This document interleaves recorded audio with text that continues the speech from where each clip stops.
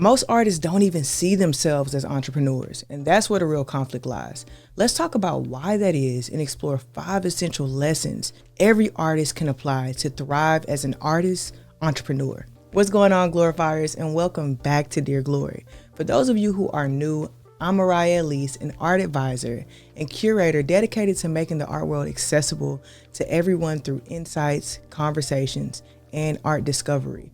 Welcome to Dear Glory. Let's get into it. We're about to get into what it truly means to embrace the role of an artist as an entrepreneur. I'm going to share some insights and some actionable steps to help you build a sustainable career that supports both your creative and your career goals. I want to start with the foundational truth to set the stage for everything that follows. Okay, creating art is one part of the equation, but building a sustainable career around it, that's an entirely different game. How do I know this? Because I've worked with so many different artists that got the creative part, they have the art part, they can paint, they can draw, they can do all of the things that make them an artist. But what they have lacked is the bridge between art and business. The tension between art as personal expression and art as livelihood naturally creates, trust me, a fear. Working within the arts, I feel it. There's a fear. I often recognize a fear of selling out when they sell their work, a fear of failure, and even a fear of success. But the truth is, being an artist is being an entrepreneur unless you're creating only for yourself. You do not have to lose your soul or your work's purpose to operate in the space of business. You should have the desire to protect your work and to make sure it has the chance to live successfully beyond you and your studio, and for it to reach its full potential, a potential that leads to a sustainable life for you. So the question becomes, how do you embrace that role as an entrepreneur without losing what makes your work special? You can ignore it, hope your talent alone is what's going to carry you through, or you could take the reins, learn the skills, and build a framework that's going to support both your creative and your career goals.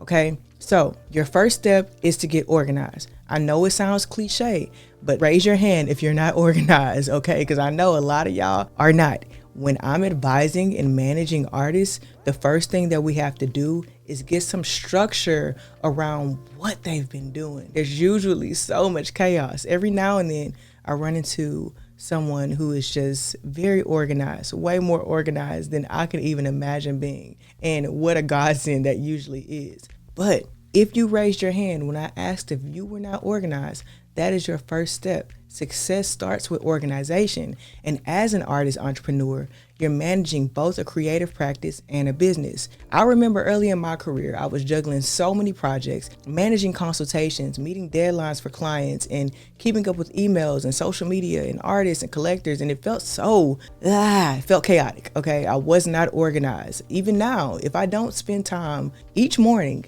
and also at the end of my workday, getting organized and understanding what my next day looks like, the chaos can creep right back in.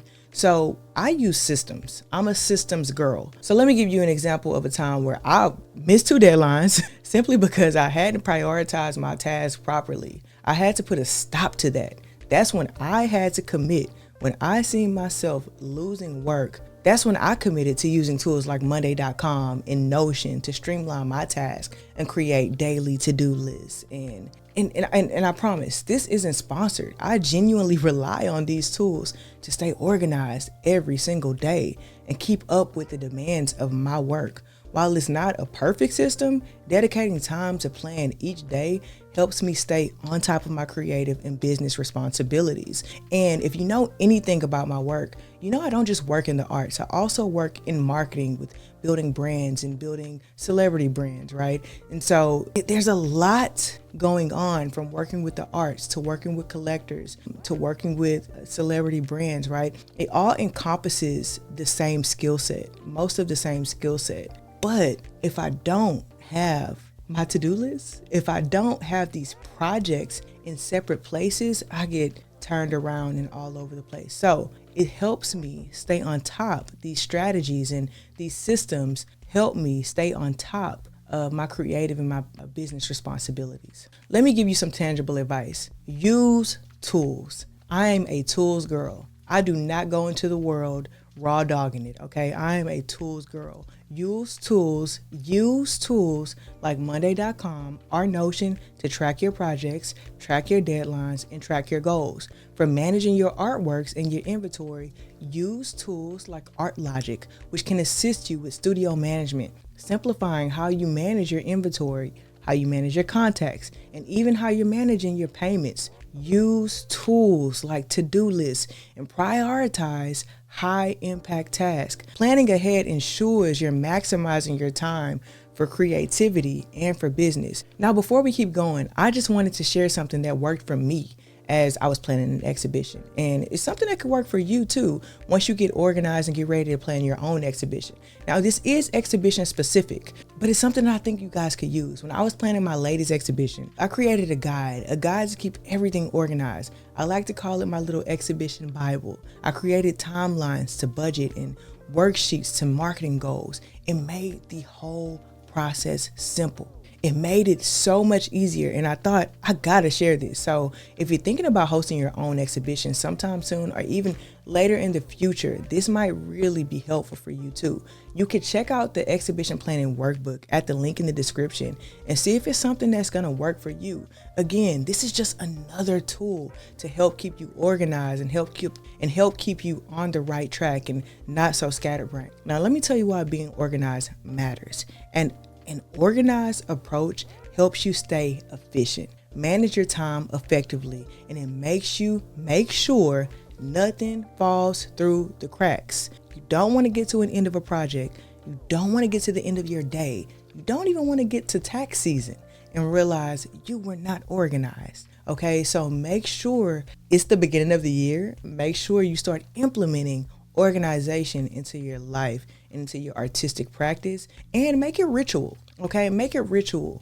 Make it something that you have to do, that you know you have to do every single day to keep you on the right track. The second step is an extension of organization. Keep detailed records of your finances. Your financial health is the backbone of your practice. Keeping accurate records is going to make sure you know where your money comes from and where it's going. Look, I've seen so many artists struggle with understanding their financial situation, which often leads to missed opportunities for growth and missed opportunities for funding.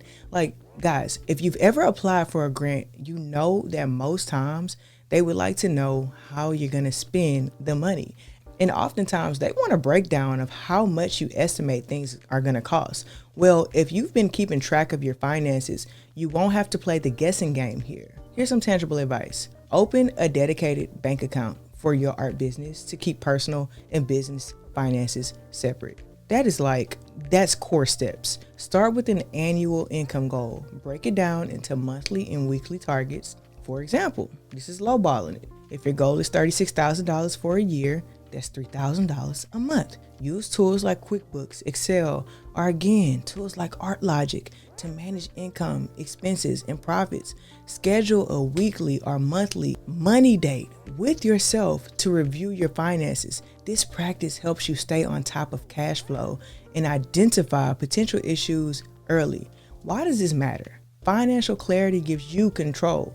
It's going to show you what's working, what needs adjusting. It helps you build a sustainable practice. Clear records give you insight into your own financial health. It's going to help you prepare for your taxes, funding applications, or scaling your business. They also are going to empower you to make strategic decisions about where to invest your time and resources. I'm not the best at this. I've never been. My husband's the guy that keeps the finances all together and on track. But when it comes to my business, it's something that I know needs to always be taken care of. Next up, analyze your competition. Now look, this isn't anything new in business. I'm not trying to put you in competition with other artists, but every business plan requires you know your market. To stand out, you have to understand who else and what else is in the field and what they're doing. However, staying competitive does not mean abandoning your unique voice. It does not mean that you're looking at another artist and you are in your head, I'm in competition with them. I'm in competition with them. But you need to know your market. Some advice is to research other artists in your niche. What makes their work appealing? How do they market themselves? What can you take from how they market themselves and apply it to you? But don't feel pressured to follow trends just for the sake of fitting in. Attend exhibitions and fairs to observe what's going on out there, opportunities. Reflect on how they align with your practice and your values. Learning from others can inspire new ideas, and it can reveal gaps in the market that you can fill. So understanding your competition. Understanding the market doesn't mean compromising your authenticity. It doesn't mean you're head to head with them. It means finding ways to connect your true artistic vision with the right audience and understanding where you are in this broader market. Now, just as a slight intermission, I want to tell you about the Glory Collective, which is our community, our Patreon community. It's like everything you love here on YouTube, but with a lot more. You'll get exclusive art market breakdowns, curated lists of artists to watch that I don't talk about here, loads and loads of resources that I drop in every single week to help you along your journey as an artist and a collector.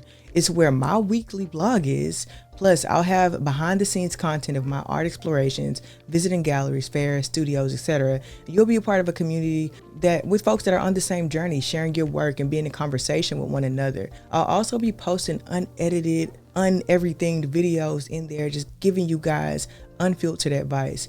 We're at just a few members right now. I believe we're at 15, and soon I'll be hosting a monthly live session where we're going to dig into. We don't have that many members right now, okay? We're building a community, and I need you guys to come on over so we can build this community together. Once we get to 50 members, we're going to start having monthly live sessions where we're going to dig into topics that you guys are requesting, like how to write an artist statement and breaking that down, or managing your taxes as an artist, or for collectors, how to manage your insurance for your art collection, or even how to start a foundation. Whatever your questions are, if you guys vote and get enough of those questions in, we're going to dig into that, and we're going to allow you to ask questions live, okay? If that sounds like your thing, I want you to check it out. You don't have to join. You can just check it out and look at what's there and what I've already been posting within the Patreon and see if it's something that you're into. The link's in the description. No pressure to you guys. It's just a little extra help to help you along the way of your artist or your collector's journey, okay? So let's get back to the video. This one is really, really, really important. Listen to this one. Cultivate relationships and collaborations. Success in the art world is not just about talent. In any world, it's not just about talent. It's about connection. I know you don't want to hear that. I know so many of us want to stay at home and in our shell. Look, I just had a baby a few weeks ago, and getting back into the world to network, leaving my baby, I don't know. It feels like, well, it's something I don't really want to do, but it's also something I'm getting excited about again, because I know that's where things happen. Meeting new people and staying connected with them leads to projects you may be a part of 10 years down the line. There are folks I've met years ago that we talk quarterly. We might talk damn near every week about a project that we know we should be working on together and how we're thinking about it still. Networking is vital for momentum. Let me say that again. Networking is vital for momentum. Never forget that. So here's some advice I have for you guys. Attend gallery openings and art fairs. Travel if you can. Meet curators, artists, meet collectors. Look for collaboration opportunities with others. Host joint exhibitions or team up with organizations. Build relationships online by engaging with other artists and collectors on platforms like Instagram. Your network is your net worth. I don't care how many times you've heard that. I don't care how cliche it sounds. It is. Relationships lead to mentorship, visibility, and opportunities that will amplify your career. And don't count social media out. In 2025, Instagram remains the go-to platform for active discovery in the art world. Collectors, galleries, and organizations are scrolling every single day looking for artists like you, okay? Instagram is a visual first platform. It's where people naturally go to discover art, connect with artists, and follow creative journeys. So my advice to you would be to optimize your Instagram. Make sure your bio clearly states who you are, what you do, where you work and live. That's really important, and how people can contact you. Don't be like, I don't know the word I'm looking for. Don't be a ghost. Like, allow yourself to be contacted. Use a high quality profile picture and include a link to your website if you have one, or to your portfolio. Post consistently. Share a mix of behind the scenes videos or pictures of your creative process, stories about the meaning behind your work. You can do this through so many different tools Instagram has. completed works with clear calls to action, like DM me for inquiries. I mean, you guys, all of you guys aren't signed to galleries. Some of you guys are actually independent artists. So you need to tell people what to do. That's one of the main things you learn in business, is give people a call to action. You have to tell people what to do, or they won't even think that the work is for sale. So give people an opportunity to reach out to you. Take advantage of Instagram stories, reels. Take advantage of going live.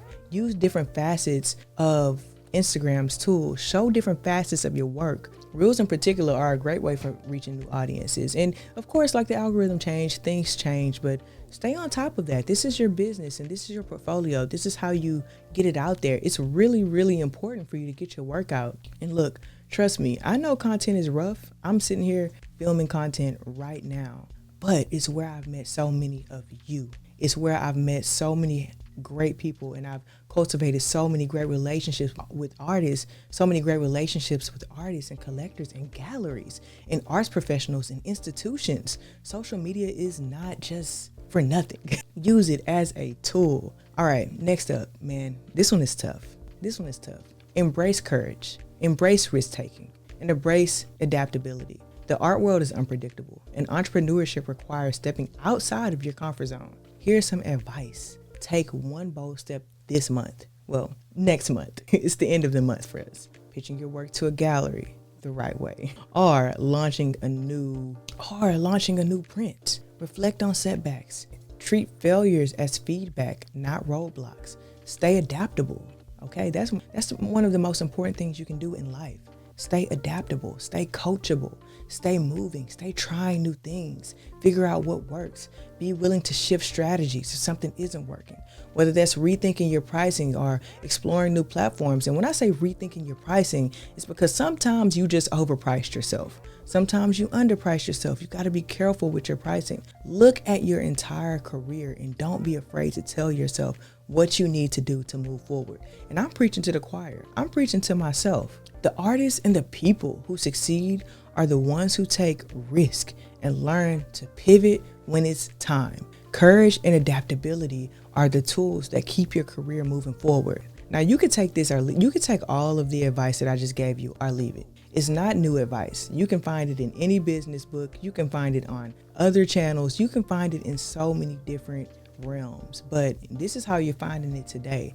And this might be a sign that it's time for you to take these steps, to take your business as an artist seriously. Okay, if you are taking it seriously already, maybe it's time to recalibrate. Maybe it's time to pivot. Maybe it's time to re-strategize. You should always re-strategize. You should always keep it fresh. If it's one thing I learned from Beyonce, it's you always need to rebrand yourself. Keep it fresh. I'm not saying change what your work is looking like, but keep things fresh. Keep people interested and keep them engaged. Okay, so before we keep going, I'm going to remind you, if you've watched my other videos and you've watched videos like how to plan your own exhibition or how to fund your self-hosted art exhibition, then you already know about the exhibition planning workbook. I already told you about it a little bit earlier, but it's a tool I originally created for myself to stay organized while planning my own exhibitions. I think you need it, okay? I think it's great. You can tell me if it's not, but I think it's amazing. This workbook is designed to guide you through your own exhibition planning process, helping you stay on track, avoid common pitfalls, and bring your vision to life. It's not just for first-time folks planning their exhibition. It's for anyone who wants to streamline their process while staying true to their voice. And the best part is you can download the first chapter for free. Check it out at the link in the description. If you go over, check it out at the link in the description. See if it resonates with you. And decide if it's the right fit before you make the full purchase. I want this to genuinely help you bring your exhibitions to life in the most authentic way possible. And don't forget to sign up for my newsletter. Every Monday, I send out a themed newsletter packed with artists and collector advice. You'll find featured artists I'm loving that week, a list of exhibitions to check out, and my weekly art market sentiment, my take on whether the art market is cautious, neutral, or active, and then I'll tell you guys why I feel that way. I also include a question for discussion that we end up having over in the Patreon community. And additionally, I always list an affordable artwork that's under $5,000. So some recent ones have been Fire by Kobe Deal and Untitled Number 3 by Lamont French. And those are some of my favorite works, and they're affordable. They can be acquired for between $300 and $800. Fire is an edition of 11, and Untitled Number 3 is a rendition from Lamont French out of his sketchbook. And amazing works, and you guys can count on continuing to see these affordable artworks a part of this newsletter. Also guys, please download the Artist Toolkit Checklist, which is a comprehensive guide designed to help artists advance their careers. It focuses on critical aspects such as portfolio development, marketing, networking, and financial management. It provides actionable steps and tools to build a professional online presence, budget effectively, navigate exhibitions, and maintain consistent growth. Now remember, it is a checklist. If you guys want further resources, make sure you guys sign up for my Patreon. But to get you started, download that checklist at the link in my description.